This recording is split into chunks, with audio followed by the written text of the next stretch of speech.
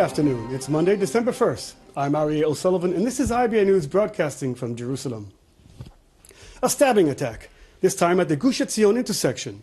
Shortly before noon, soldiers shot and seriously wounded 22-year-old female terrorist Amal Takatka of Beit Fajar after she stabbed a civilian, lightly injuring him in the neck. The civilian refused to be transferred to hospital and was treated by medics at the site. Army doctors treated Takatka, who was later transferred to Hadassah Hospital in Kerem. The Palestinian Al-Quds newspaper internet site said Takatka is affiliated with Fatah and served a one-year jail sentence in Israel in the past for stabbing a soldier also at the Gush Etzion intersection. Following today's attack, security forces set up roadblocks in the area in an effort to nab the car that transported Takatka to the intersection and also searched her home village.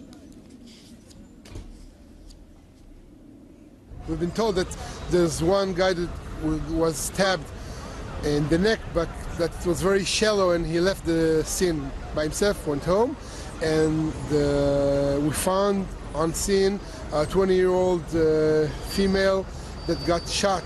She had shooting wounds, and we and the medical force from IDF went to treat her. She was severely injured, and the army ambulance evacuated her to Hadassah in Kerem in a very tough condition. Our reporter adds that in a separate incident this morning, an 18-year-old Palestinian carrying a knife was arrested by border police manning a checkpoint at the Tapurch junction near Nablus. Police are also investigating a report of a civilian being run down by a vehicle in the area. Well, Prime Minister Benjamin Netanyahu will decide in the next few days whether he can heal his fractured coalition government or be forced to call early elections. How will he reach the decision? Here to tell us more is IBA's political correspondent, Eli Wogerlander. Nir Hefetz, one of Prime Minister Netanyahu's advisors, told Army Radio this morning that if the Prime Minister reaches the conclusion he can run Israel the way he sees fit, then he will continue with this government. If not, he will return the mandate to the voter because that is his responsibility. Prime Minister Netanyahu and Finance Minister Yair Lapid are due to meet at 9 o'clock tonight in an effort to resolve the coalition crisis and hold off having new elections.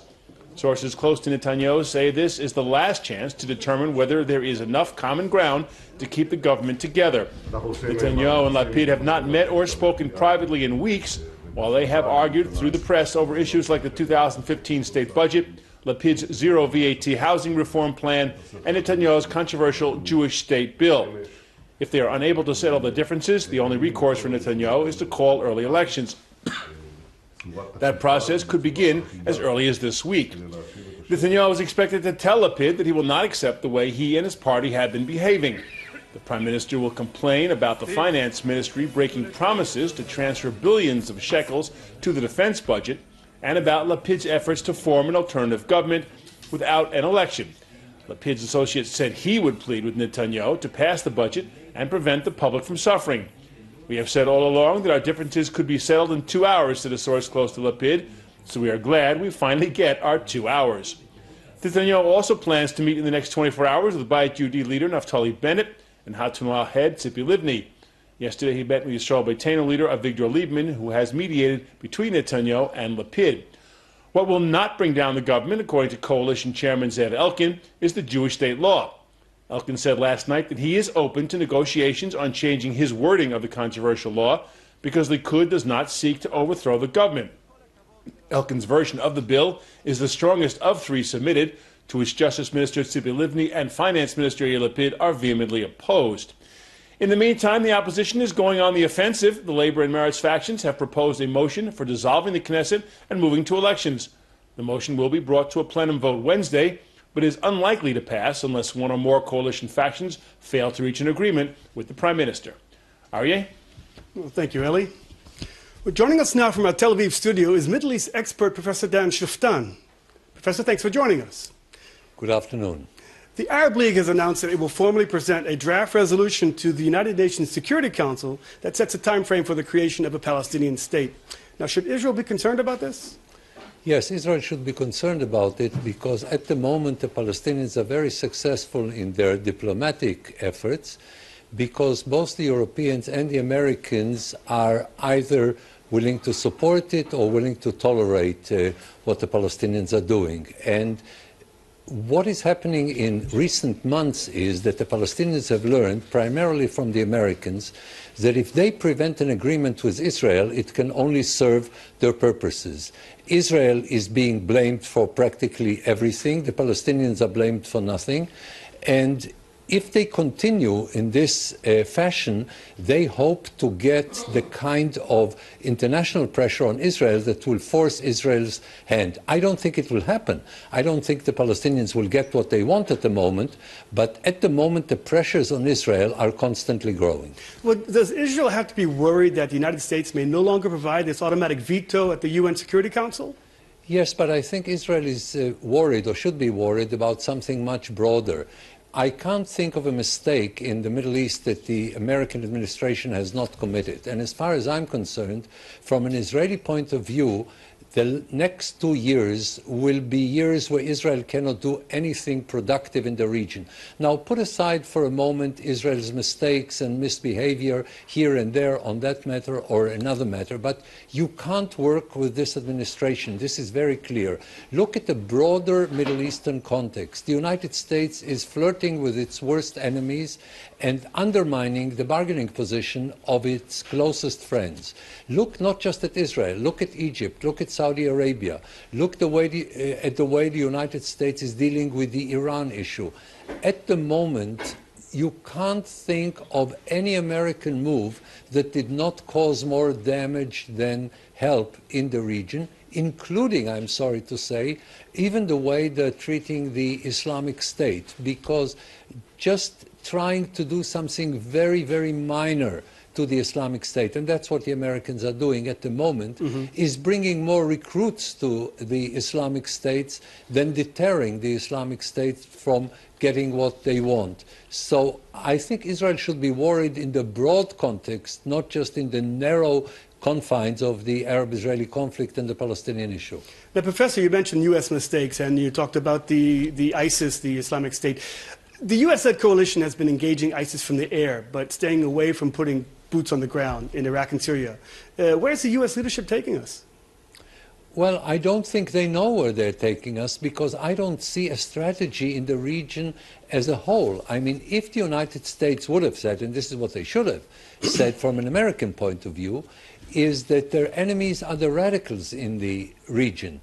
Namely, not just ISIS, but also Hamas and Hezbollah and Iran and the Syrians, not just Islamic radicals, but all kinds of radicals. If they would have had an overall strategy dealing with these enemies and not working in a way that on the one hand may somewhat undermine the Islamic State and at the same time help Iran and Syria. So there is no overall strategy, and I can't think of a major mistake in the region that the Obama administration did not commit. They have a profound misunderstanding. They're clueless about this region as a whole. That's the problem.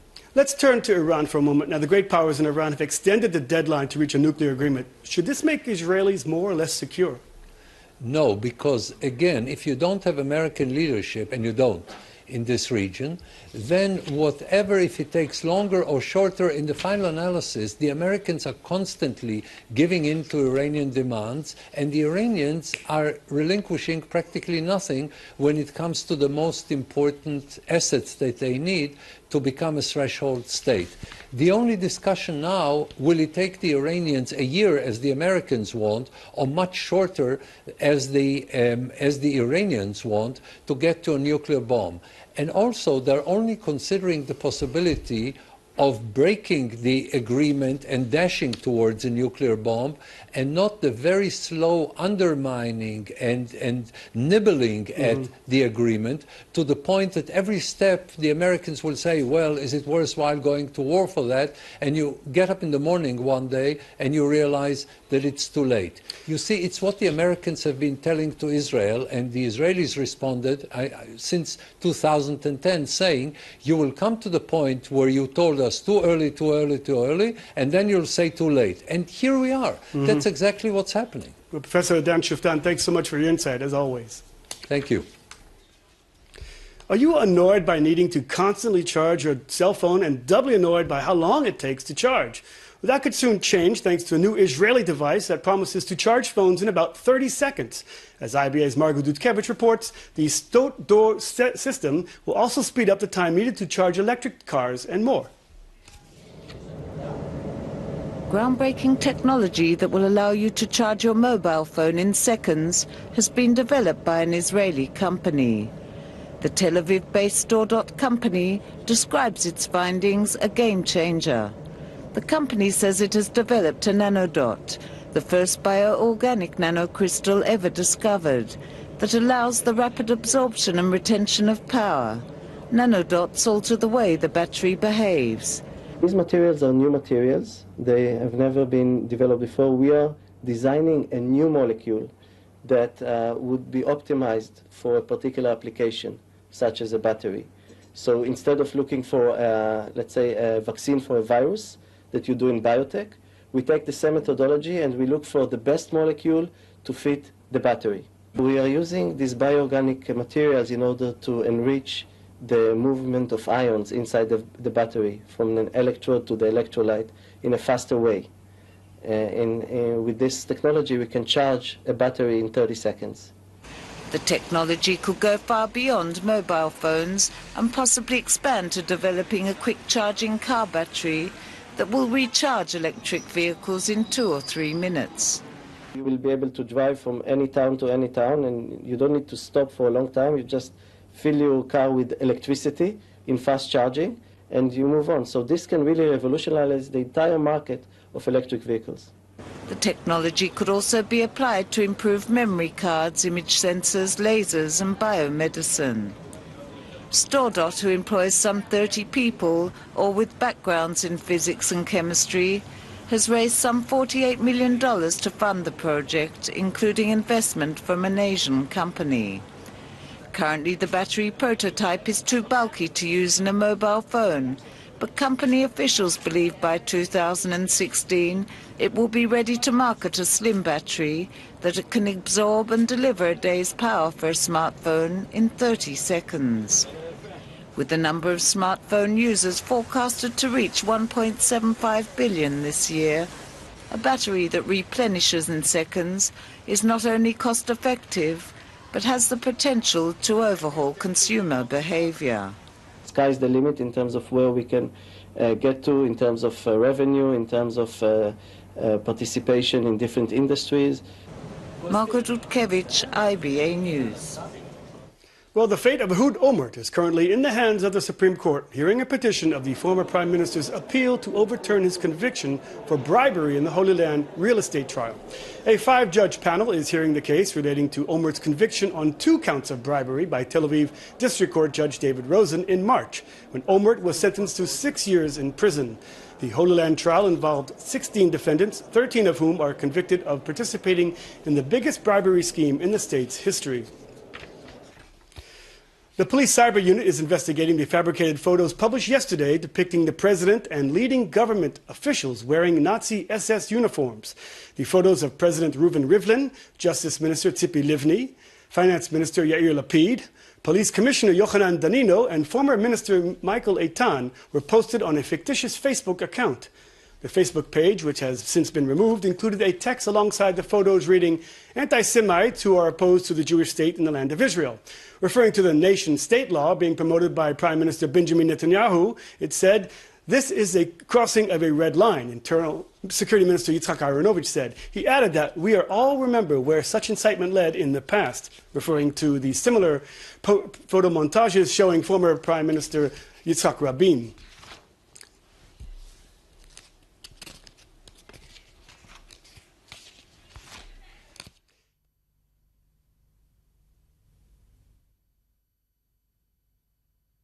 Mass exodus of Jews from Middle Eastern countries following the creation of the Jewish state in 1948. President Ruby Rivlin marked the occasion with a reception last night at the president's residence held in honor of 800,000 Jews who were expelled, fled, or left their homes in countries from Morocco to Iran. Prime Minister Benjamin Netanyahu released a statement linking the occasion to Arab countries' continuing unwillingness to accept Israel's legitimacy. Israel and Canada are seeking more information concerning reports that Gil Rosenberg, a Canadian-Israeli woman, has been captured by Islamic State operatives in the Syrian border town of Kobani.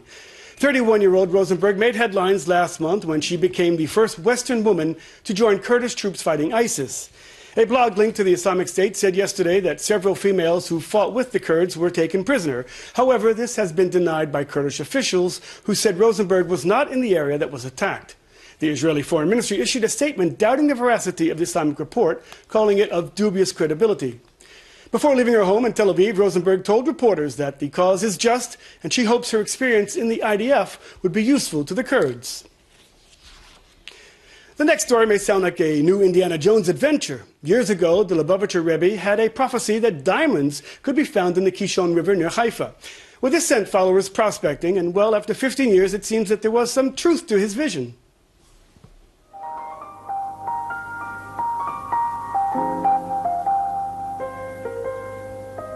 When you ask the folks around Haifa what they think about the Kishon River, you get the expected answer: pollution, stench, and toxic waste. Who would have believed that in this river are hiding the girl's best friend, moissanite, a rare gem that has all the qualities of a diamond? The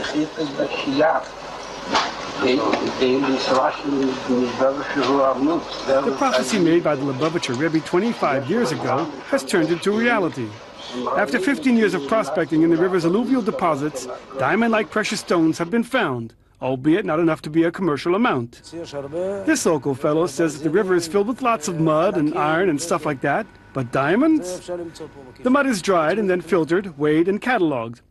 Along the banks of the Kishon River, sediments are removed and brought to the Shefa Yamim, an Israeli exploration and mining company near Akko, where it is processed until the precious stones are separated out. It's a Sisyphean task. The material is sorted according to tiny grain size. Many who heard the story of the diamonds in the Kishon ridiculed it, but recently GIA, a well-respected gem magazine, published research that there is actually potential in the Kishon. They have found a rare spectacular crystal called a moissanite, which is close to diamonds and found only in the Kishon. It is still in an embryonic stage and still facing skepticism. The Shefa Yamim company has sunk over 15 million shekels into the project and still has no sales. But they have patience and faith and have no doubt about the potential riches buried in the bottom of the wetlands of the Kishon River. Aryeh O'Sullivan for IBA News. Well, diamonds in the Holy Land. The local Anglo sports community is mourning this weekend's freak accident when cricket umpire Hillel Oscar was killed while refereeing a legal match. The 60-year-old former national team player never regained consciousness after being struck by a batted ball. Oscar was well known in the local sports community and regularly presided over international matches and at the Maccabi Games. The accident occurred on the pitch in Ashdod as the local club was hosting a team from Lod. Oscar was standing at the bowler's end and was hit when the ball ricocheted off the stumps and hit him in the neck from a shot that came straight back down the pitch. Culture and Sports Minister Limor Livnat has called for an inquiry. The incident occurred shortly after players stood for a minute of silence in memory of Australian batsman Phil Hughes, who died in hospital on Thursday after being struck by a ball during a match in Sydney. Cricket is an amateur sport in Israel, and the game is popular in Ashdod, which is the home of a large number of immigrants from India. As of midnight, Israelis are enjoying gas prices under 7 shekels per liter for the first time in 4 years. The relatively low price is a result of the sharp decline in the global collapse of oil prices on world markets. Unfortunately, Israeli drivers still pay more than much of the world for their 95 octane. The reason for the gap is the excise tax set by the Ministry of Finance, which is linked to the Consumer Price Index and accounts for 43.5% of the gas cost. The cost price per a liter of unleaded gas at a self-service station is now 6.9 shekels, a 15 agorot drop compared to last month. It's that day we parents in Israel know will eventually come, when our youngest child is drafted into the army and we are left with an empty nest. Well, today was the turn of Prime Minister Benjamin Netanyahu and his wife Sarah, as their youngest son Avner reported for military service as a combat soldier in the Field Intelligence Corps. מתרגשים כמו כל אבא וכל אמא. שומעים את הבן הולך לצבא. אנחנו מלאים בגאווה וגם דאגה טבעית. כולם מכירים את זה. כל בית בישראל, אנחנו לא שונים. אמרתי לאבנר שישמור על המדינה וישמור גם על עצמו. ואני מאחל לכל החיילים שמתגייסים היום הצלחה, ולכל ההורים שמתרגשים כמונו, שירגעו, שיהיה בסדר. In sports news, Maccabi Haifa is back in the win column after suffering 5 losses in its past 6 matches. Playing at home in front of 30,000 fans in the sold-out Sami Ofer Stadium, Haifa topped Hapoel Tel Aviv 3-1. The Greens converted 2 chances in the first half, courtesy of Chen Ezra in the 9th minute and William Amasha in the 36th minute. Tel Aviv made it uncomfortable with an 89th minute penalty, but a stoppage-time goal by Idan Vered clinched the 3 points for the victors. Good news for Haifa fans also came in the return to the lineup of legendary player Yossi Benayoun, who made only his 3rd appearance of the season due to injuries and managed to set up Ezra's opening goal. In financial news, the shekel dropped in value against major foreign currencies, and on the Tel Aviv stock market, share prices also fell. Here's a look at the mid-afternoon numbers.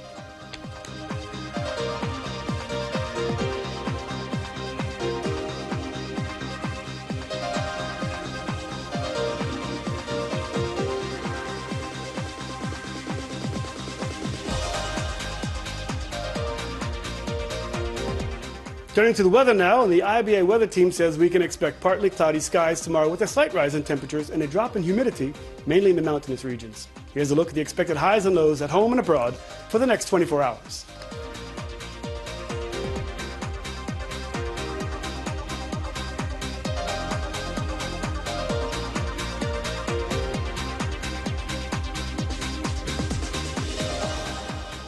That's all for this newscast. Please join us again tomorrow at the same time when Laura Cornfield will be here with all the latest news from Israel and abroad. I'm Aryeh O'Sullivan wishing you a good evening and shalom from Jerusalem.